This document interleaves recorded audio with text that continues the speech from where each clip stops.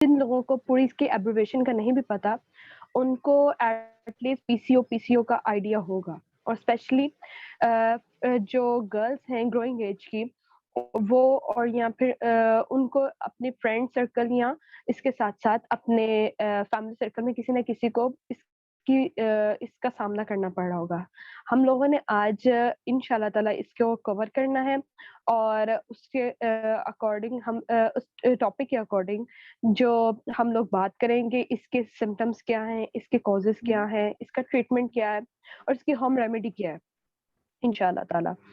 और पीसीओ जैसे कि इसका एब्रिविएशन है इसकी polycystic ovarian disease, polycystic ovarian syndrome. बस हो गया। आप स्लाइड शेयर कर दें? जी मैम कर।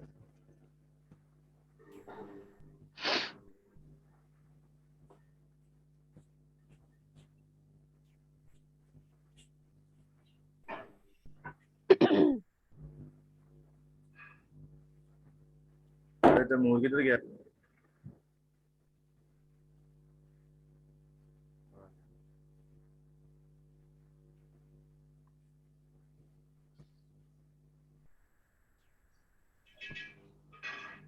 हाँ हाँ रेडी कर।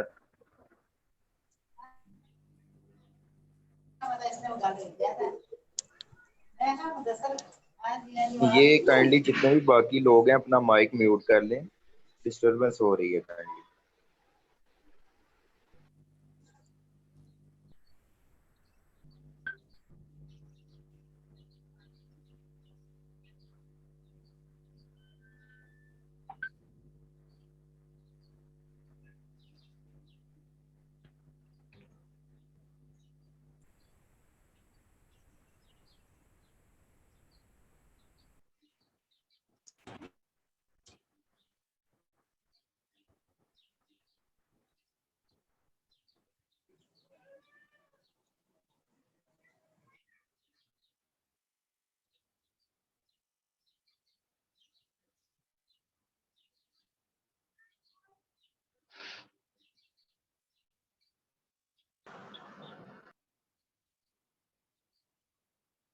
कोई प्रॉब्लम?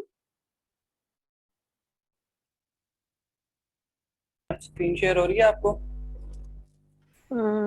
जी आप। जी हो रही है शेयर। स्लाइड मोड इसका ऑन कर दे।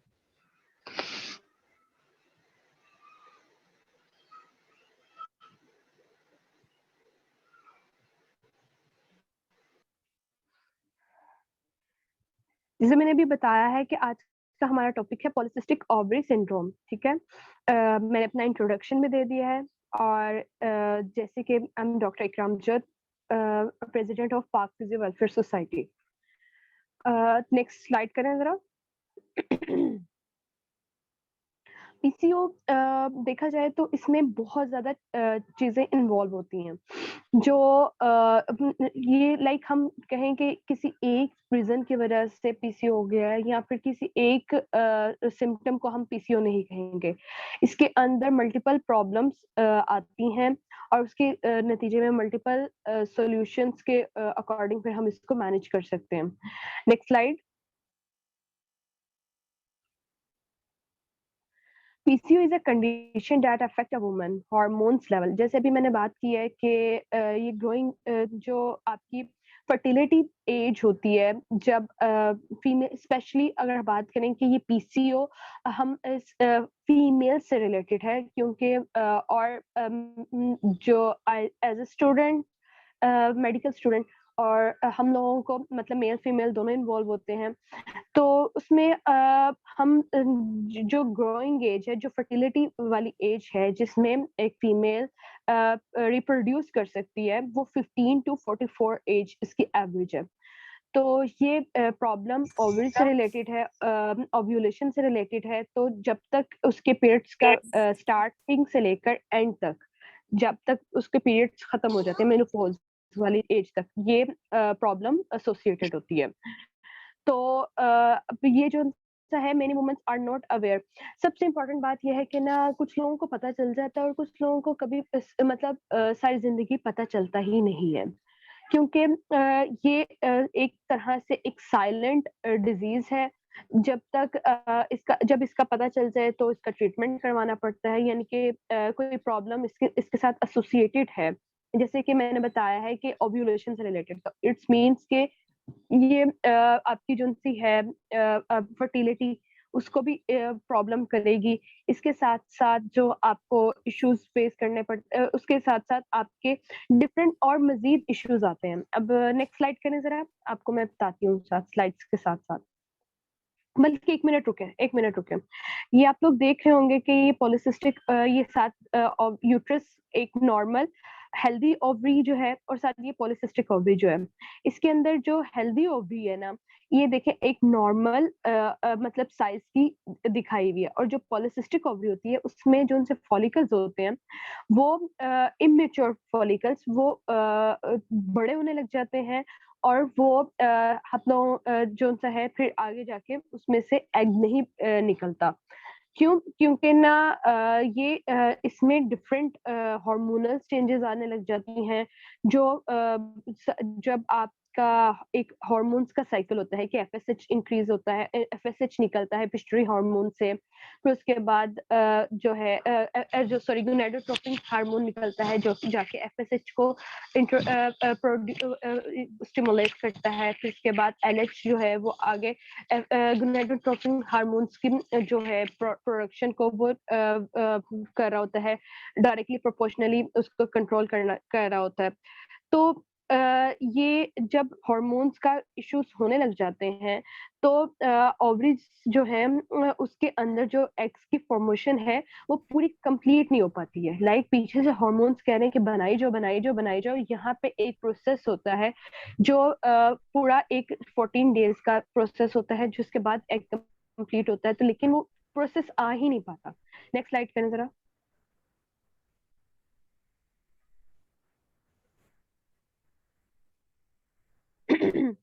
इसमें डिफरेंट किस्म के सिम्टम्स आपको फेस करने पड़ सकते हैं पीसीओ में, कि इसमें सबसे इम्पोर्टेंट जो फीमेल प्रेजेंट करती है वो इरेगुलर पीरियड्स होते हैं। इसमें समटाइम्स ये भी हो जाता है कि पीरियड्स हो ही नहीं रहे, समटाइम्स लाइट ब्लीडिंग होती है, समटाइम्स हैवी ब्लीडिंग होती है, और समटाइम्स ये प्रोलॉन्ग कर जाती है। तो पीरियड्स में इरेगुलरिटी है तो हम हमारे जहन में एक फर्स्ट वजह आपकी पीसीओ भी आ सकती है। इसके अलावा जो बॉडी हेयर है, बॉडी हेयर जो आपका ज्यादातर फेस, स्टमक, चिन में ज्यादा फीमेल्स को हेयर्स का इशू आ जाता है कि चिन हेयर्स उसके काफी ज्यादा ग्रो करने लग जाते हैं। फिर इसके बाद जो स्टमक वाला एरिया है, बैक और चेस्ट वाला एरिया है, इसके अंदर ज्यादातर बॉडी हेयर्स की ग्रोथ इंक्रीज कर जाती है। और इसके अलावा भी इन फीमेल्स के जो हेयर्स हैं वो काफी थिक होते हैं। फीमेल्स के जो हेयर्स हैं वो थिन होते हैं, लेकिन जनरली, बट जो मेल्स के हेयर्स हैं वो ज्यादा थिक होते हैं। पीछे वाली स्लाइड करें। जो मेल्स के हेयर्स हैं वो ज्यादा थिक होते हैं। आपने देखा होगा कि मर्दों की जो दाढ़ी है, मर्दों के जो सर के बाल हैं वो अक्सर ज्यादा थिक होते हैं, लेकिन फीमेल्स के हेयर्स कंपैरेटिवली थिन होते हैं। लेकिन इन फीमेल्स को थिक हेयर्स का भी इशू होता है। इसके साथ साथ आपको आपने जो पीसीओज में प्रेजेंट करती हैं फीमेल्स, उनका वेट काफी ज्यादा गेन होना शुरू हो जाता है। उसमें जो उनका सेंट्रल एरिया है, मिड सेक्शन, जो आपकी बैली और बैक वाली एरिया है, इसमें आपकी जो सा वेट है वो फैट डेपोजिशन ज्यादा होने लग जाती है, और ना जो वेट फिर इसकी वजह से इंक्रीज करने लग जाता है। ये 3 कॉमन सिम्टम्स हैं, ठीक है, मतलब ये अक्सर देखे जाते हैं। लेकिन बाकी और भी सिम्टम्स हैं, उनको मिलाकर इनमें से अगर 3 सिम्टम्स हो तो हम उसमें सस्पेक्ट कर सकते हैं। बिकॉज जो पीसीओ है इसको हम कहें कि ये वाला अगर सिम्टम है तो इसे डेफिनेटली ये होगा। तो इस तरह से हम किसी एक दो तीन मतलब इस तरह से सिम्टम्स पे, एक सिम्टम्स पे या 2 सिम्टम्स पे रिलाई नहीं कर सकते हैं, क्योंकि हर बॉडी की, हर फीमेल की बॉडी या भी इवन के हर जो ह्यूमन बीइंग है इसकी बॉडी वेरी करती है पर्सन टू पर्सन। नेक्स्ट।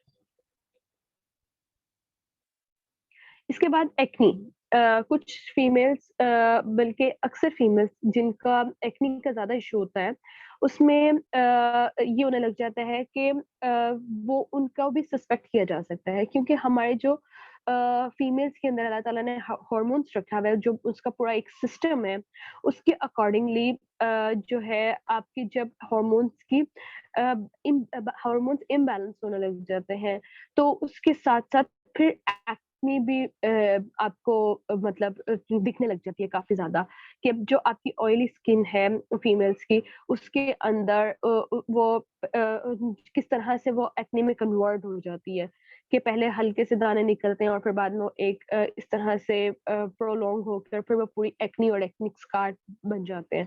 इसके अलावा हमने अभी थिक हेयर की बात की है कि कुछ ये स्पेशल एरियाज़ हैं जहाँ पे हेयर ग्रोथ हो सकती है, लेकिन इन सब के साथ-साथ हेयर लॉस भी होने लग जाता है।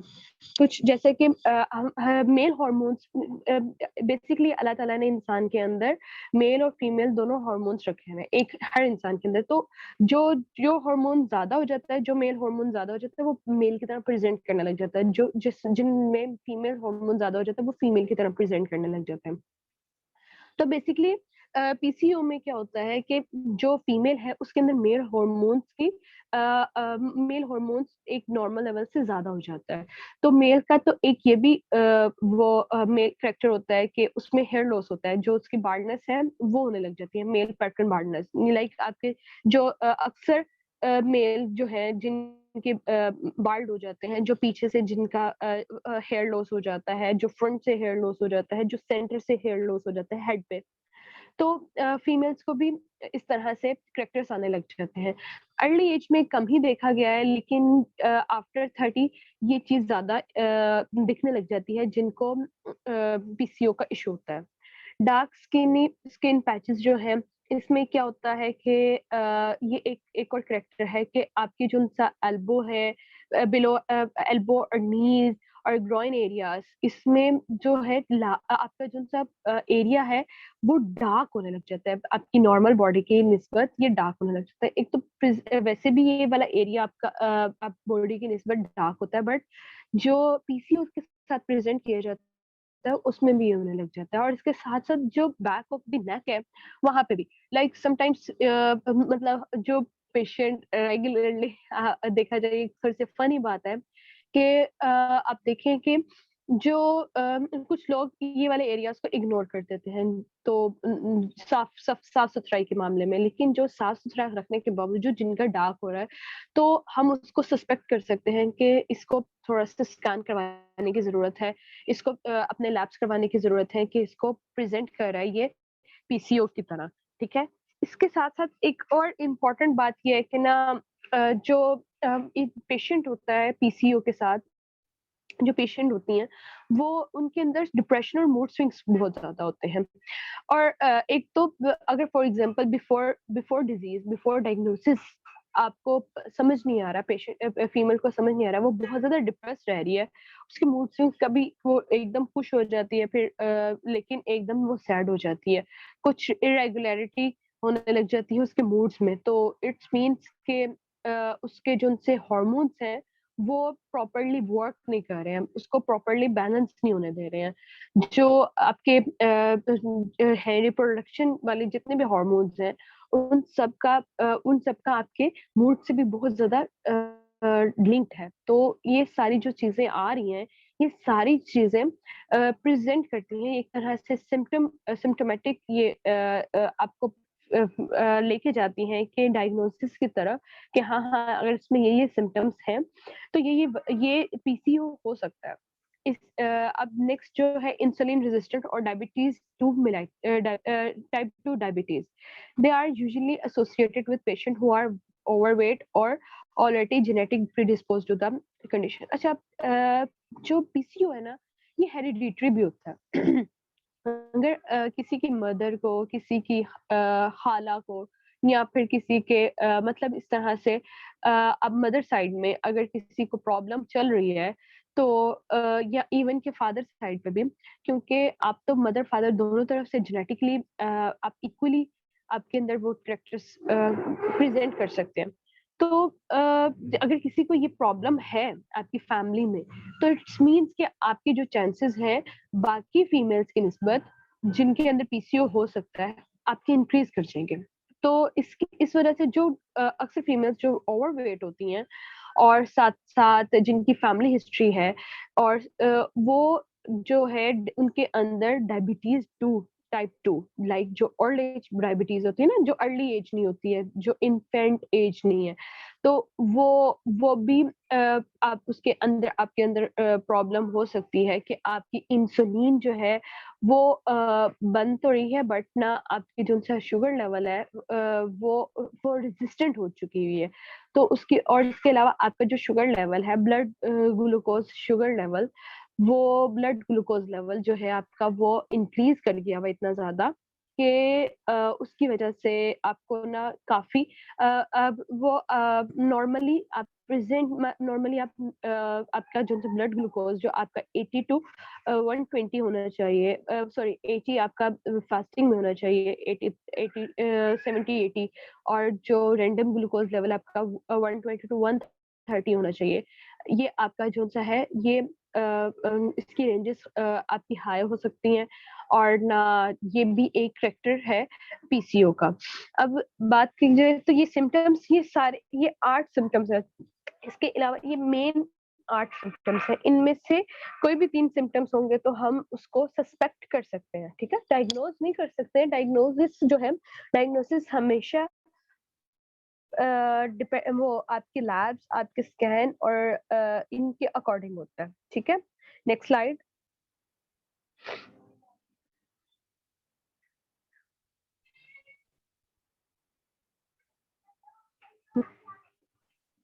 अब जैसे कि ये अब एक स्लाइड है, ठीक है, जिसके अंदर एक तरफ साइन एंड सिम्टम्स लिखे हैं और एक तरफ कॉजेस लिखे हुए हैं। ये आप लोग देखेंगे ना, आपको ज्यादा अच्छे तरीके से पता चल जाएगा कि हेड टू डाउन तक, टॉप टू डाउन तक किस तरह से फैक्टर्स होते हैं। हेड पे क्या हो सकती है? डैंड्रफ हो सकती है, मेल पैटर्न बाल्डनेस हो सकती है, डिप्रेशन हो सकता है, ठीक है? डैंड्रफ भी मेल में ज्यादा होती है एज कम्पेयर टू फीमेल। तो इस तरह से फेस पे क्या होने लग जाता है कि हेयर ग्रोथ होने लग जाती है, कोर्स हेयर ग्रोथ है।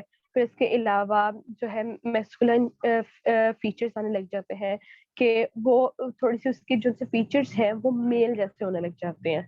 फिर इसके अलावा स्किन पे क्या होने लग जाता है कि डार्क पैचेस आ जाते हैं, सिस्टिक एक्ने आ जाती है, ठीक है? फिर इसके अलावा कि वो उसमें सिस्ट होते हैं, थोड़े से दानों वाली एक्ने, ठीक है? एब्डोमेन में क्या है आ जाता है? वेट गेन आ जाता है। पेल्विस में क्या है? Thickening of wall of uterus, जो यूट्रस के वॉल है ना वो थिकन होने लग जाती है। पॉलिसिस्टिक ओवरीज है कि multiple cyst can be seen on ultrasound of ovaries. जब स्कैन करवाया जाता है तो इसके अंदर काफी ज्यादा आपकी मल्टीपल ओवरीज नजर आती हैं सिस्ट के सूरत में, may cause pelvic pain if large enough. और एक जब नॉर्मल लिमिट से जब ज्यादा हो जाती है वो ओवरी, तो उससे फिर पेल्विक पेन स्टार्ट हो जाती है, इरेगुलर मेंसेस, और इसके साथ साथ इनफर्टिलिटी, ठीक है? ये सारी चीज जो इसके साइन एंड सिम्टम्स हैं पीसीओ के। इसी तरह से अगर बात की जाए अब कॉजेस हम आगे से एक्सप्लेन भी करेंगे। यहाँ से डायग्रामेटिकली आप थोड़ा सा समझ लें कि जो आपका ब्रेन में पिट्यूटरी हार्मोन है, इसमें इधर से गोनाडोट्रोपिन हार्मोन, सॉरी, जो हाइपोथैलेमस है, यहाँ से गोनाडोट्रोपिन हार्मोन रिलीज होता है, जो फर्दर जाके एलएच को करता है, एंड जो पिट्यूटरी में होता है वो उसकी उसकी जो उसको स्टिमुलेट करता है, और वो फर्दर जाके एफएसएच को करता है। तो ये जो जब गोनाडोट्रोपिन हार्मोन इंक्रीज करता है तो एलएच भी इंक्रीज करता है, ठीक है? ये एक पॉइंट है, ठीक है? ये अगर आप लोगों को याद हो कि ये हार्मोन्स फीमेल रिप्रोडक्शन सिस्टम में हम लोगों ने प्रॉपर हार्मोन्स को इसके अलावा जो आपके एंडोक्राइन सिस्टम है उसमें प्रॉपर हार्मोन्स को पढ़ा हुआ है। तो खैर ये जब ये दोनों इंक्रीज करते हैं तो इसकी वजह से क्या होता है, जो आपके फॉलिकल्स हैं, जो आपकी ओवरीज के अंदर अंडा बनाने का प्रोसेस स्टार्ट होता है, तो वो अंडा बनाने का प्रोसेस पूरा मैच्योर नहीं होता, जिसकी वजह से आपके ओव्यूलेशन नहीं होती है, और उसके साथ साथ फिर आपको पीरियड्स नहीं आते हैं, ठीक है। हार्मोन्स के जब ये इंक्रीज कर देते हैं, वो दोनों बहुत ज्यादा इंक्रीज कर जाते हैं, तो फॉलिकल्स ओव्यूलेट और फॉलिकल्स मैच्योर नहीं होता और ओव्यूलेशन नहीं होती है। एक प्रोसेस तक इंक्रीज करना चाहिए, फिर उसके बाद ये डिक्रीज कर जाना चाहिए। जब ये डिक्रीज नहीं करता तो फिर फॉलिकल्स मैच्योर नहीं होते। फिर इस तरह से जो आपका हमने बात की थी कि इंसुलिन जब इंक्रीज होती है, इंसुलिन रेजिस्टेंट हो जाता है हमारा सिस्टम, तो उसमें क्या होता है कि इंक्रीज इंसुलिन से आपका जो वेट गेन है वो होने लग जाता है, ठीक है ना, कि हमारी बॉडी जो है वो उस तरह से इंसुलिन ज्यादा प्रोड्यूस करने लग जाती है, बट वो एक्ट नहीं करती है सेल पे कि वो शुगर को अब्सॉर्ब कर सके। तो इसके साथ फिर स्किन चेंजेस आने लग जाती हैं, और जब आपकी ब्लड में बहुत ज्यादा शुगर होगी तो आपका जो फंगल इन्फेक्शन है, जो बैक्टीरियल इन्फेक्शन है, उसके चांसेस भी बढ़ जाएंगे। तो इंसुलिन के ज्यादा होने की वजह से वेट गेन भी होगा, स्किन चेंजेस भी होंगे, फंगल इन्फेक्शन भी होगा। उसकी इंक्रीज करने से भी जो आपके हार्मोन्स हैं, जो अभी हमने गोनाडोट्रोपिन हार्मोन और लिम्फेजिंग हार्मोन की बात की है, वो भी इंक्रीज कर जाएंगे, ठीक है। एक तो ऑलरेडी ये इंक्रीज कर रहा है, फिर उसके बाद जो है फिर इंसुलिन की वजह से हो रहा है, फिर उस जो इंसुलिन जो इफेक्ट है, इंक्रीज होने के इफेक्ट फिर एड्रिनल्स पे भी जाएगा। एड्रिनल्स जो आपके हैं वो आपकी किडनी के ऊपर पड़े हुए हार्मोन्स हैं। वो क्या करते हैं, उसकी वजह से जो आपका एस्ट्रोजन है वो इंक्रीज कर जाएगा। एस्ट्रोजन इंक्रीज कर जाएगा तो जो आपका टेस्टोस्टेरोन है वो प्रेजेंट करेगा as in the form of acne. मतलब टेस्टोस्टेरोन भी इंक्रीज कर जाएगा कि एक्नी आपको होगी, आपके फेशियल हेयर होंगे, मेल पैटर्न बार्डनेस होगी, मस्कुलिन फीचर्स। टेस्टोस्टेरोन जो है ना वो मेल हार्मोन है, ठीक है। तो मेल हार्मोन जब इंक्रीज करेगा तो उससे आपके जो फेशियल हेयर है वो भी नजर आएंगे बहुत ज्यादा, और इसके अलावा मेल पैटर्न बाल्डनेस और मस्कुलिन फीचर्स भी। तो आप देखें सारे जो हार्मोन्स हैं वो इंक्रीज कर रहे हैं, ठीक है। वो जो सारे हार्मोन्स जो इंक्रीज हो रहे हैं ना, तो उसका इफेक्ट क्या आ रहा है, उसका इफेक्ट आ रहा है कि उन सब की वजह से आपको अपना माइक बंद कर दें।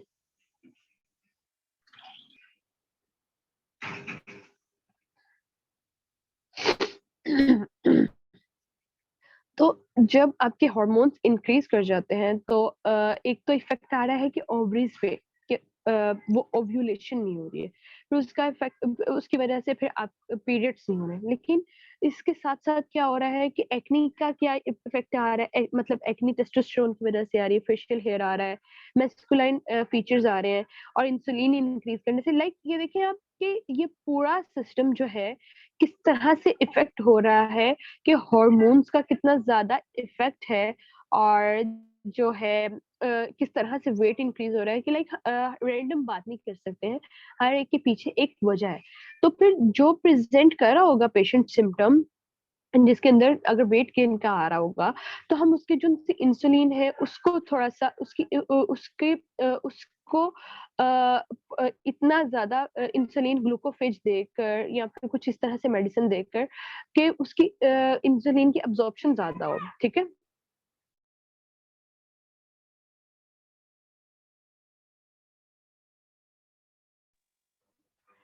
फिर अगर फॉर एग्जांपल के पेशेंट प्रेजेंट कर रहा है कि उसमें एक्ने बहुत ज्यादा है और उसके फेशियल हेयर बहुत ज्यादा है, तो हम जो है टेस्टोस्टेरोन का डिप्रेस करने वाली मेडिसिन देंगे। और फॉर एग्जांपल अगर सिर्फ उसको ओव्यूलेशन का इशू है, मेंसेस का इशू है, तो हम उसके जो हार्मोन्स हैं उसको ठीक करेंगे, ठीक है। इंसुलिन को ठीक करने के लिए हम उसका वेट लॉस भी एक्सरसाइजेस भी करवा सकते हैं, और उसके साथ लाइफस्टाइल मैनेजमेंट भी कर सकते हैं। सब बच्चे यहाँ पे प्रेजेंट है। Next slide. अभी तक किसी का कोई question? No ma'am. Next slide, ठीक है। मैम मेरा है। जी जी, आप बात करें। एक्सक्यूज मी मैम, मेरा एक क्वेश्चन है। यस। आपने स्टार्ट में बताया कि हम पीसीओ को तब मतलब सिर्फ आइडेंटिफाई कर सकते हैं, मतलब डायग्नोज हम लोग on the basis of lab reports, scan वगैरह इस पे कर सकते हैं। लेकिन ये कोई जो सिम्टम्स आपने बताए लाइक हेयर ग्रोथ है, एक्सेसिव एक्नी है, या फिर जो इसका इरेगुलर मेंसेस है वो है, इसके बेस पे हम लोग कर सकते हैं। लेकिन लेट्स सपोज अगर पीरियड जो साइकिल है वो नॉर्मल है उनका, मतलब जिस डेट पे उनको आते हैं उसी डेट पे अगले मंथ दोबारा उनके पीरियड्स हो गए, लेकिन उनको इसके मतलब पीरियड नॉर्मल हुए, लेकिन इसके अलावा उनको एक्सेसिव ग्रोथ मतलब हेयर ग्रोथ भी है, एक्नी भी है, मूड स्विंग्स भी हैं, तो क्या हम इसको भी मतलब फिर पीसीओ में डाल सकते हैं? अभी हमने बात की थी ना कि जो 3 सिम्पटम्स है, ये जो हमने सिम्पटम्स की बात की थी, उनमें से अगर कोई 3 है, तो हम सस्पेक्ट कर सकते हैं।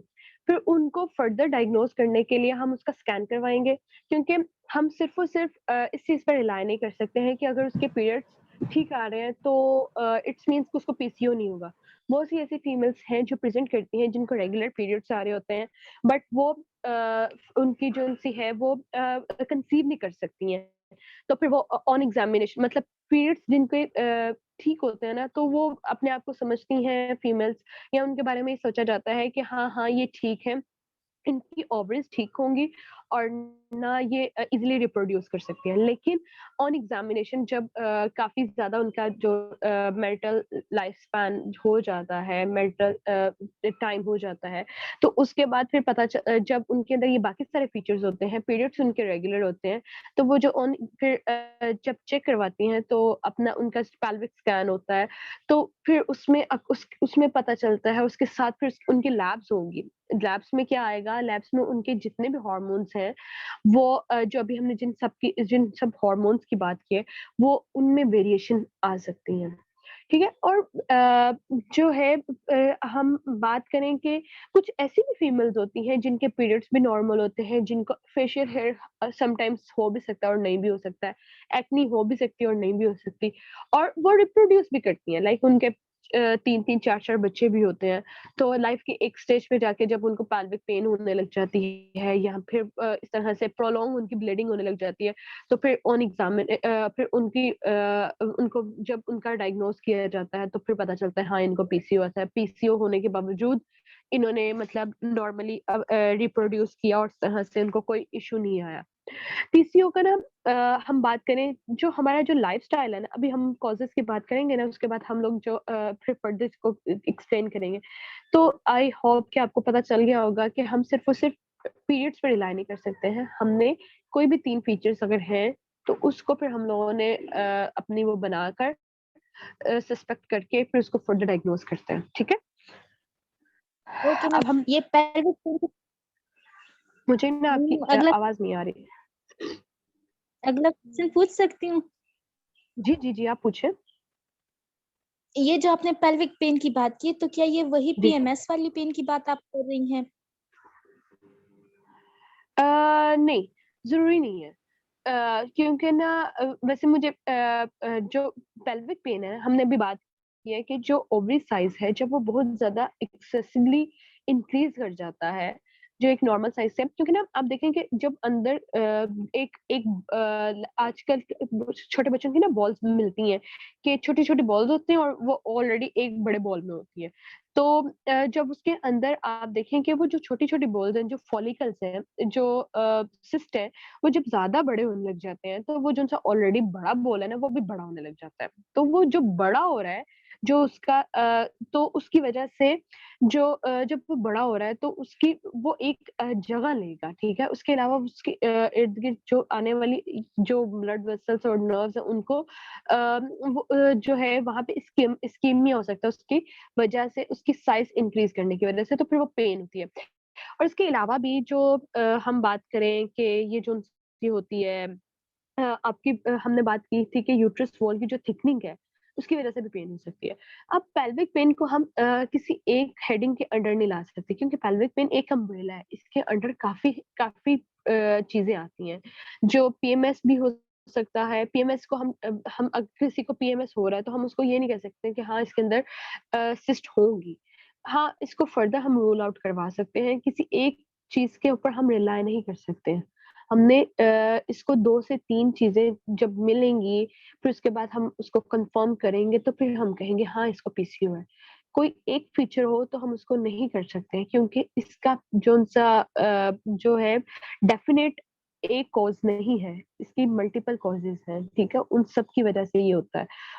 और पेल्विक पेन पीएमएस में शुरू में जो फीमेल्स को पेन हो रही होती है, वो यूट्रस जो है वो जो है प्रिपेयर हो रही होती है ओव्यूलेशन के लिए। आप जब ओव्यूलेशन हुई है, फिर उसके बाद जब स्पर्म्स के साथ जब पूरा आपका वो बनता है, जब मतलब इस तरह से कि उसके पास वो आया है या नहीं, एग जो इन्फ्यूज होने के लिए, तो जो यूट्रस लाइनिंग है वो उसमें वेस्कुलराइजेशन ज्यादा होने लग जाती है, और जब फिर पूरा वो फर्टिलाइज होकर एग नहीं आता, तो फिर जो है वो फिर उसकी वॉल जो शटर होने लग जाती है, उसकी वॉल ब्रेक होने लग जाती है, और फिर पीरियड्स की सूरत में नजर आता है।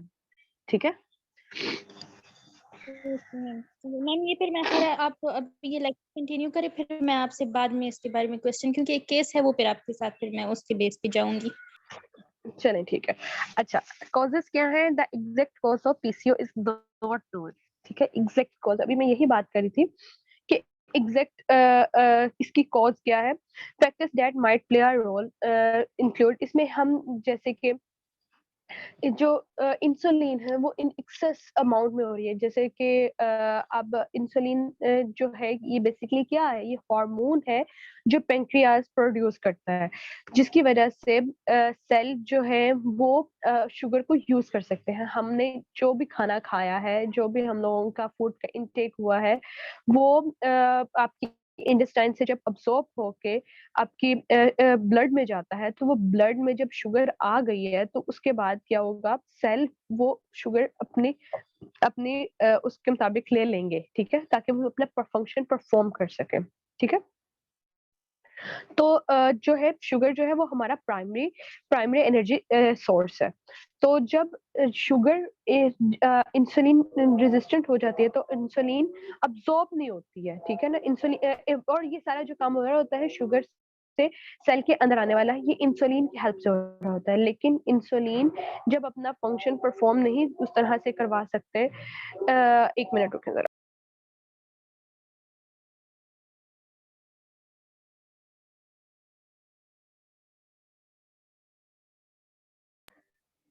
सॉरी, वो मस्जिद में ऐलान हो रहा था। अच्छा, फिर इसके बाद फिर उसके जब फिर सेल अपनी अपनी ज़रूरत के मुताबिक शुगर ले नहीं रहे हैं, तो वो मैसेज आ रहा है पेंक्रियाज को कि इंसुलिन बनाओ ताकि हम ये शुगर ले सकें। तो वो अलग बात है कि वो जो प्रोसेस है वो उसमें प्रॉब्लम रेजिस्टेंस का आ रहा है, ठीक है। तो सेल जो है अपने मुताबिक सेल भी मैसेज दे रहे हैं, वो खुद भी प्रोड्यूस कर रहा है, लेकिन जो इंसुलिन है अपना काम कर नहीं पा रही है, तो वो उसकी उसकी सूरत में इंसुलिन ज्यादा प्रोड्यूस होने लग जाएगी। ठीक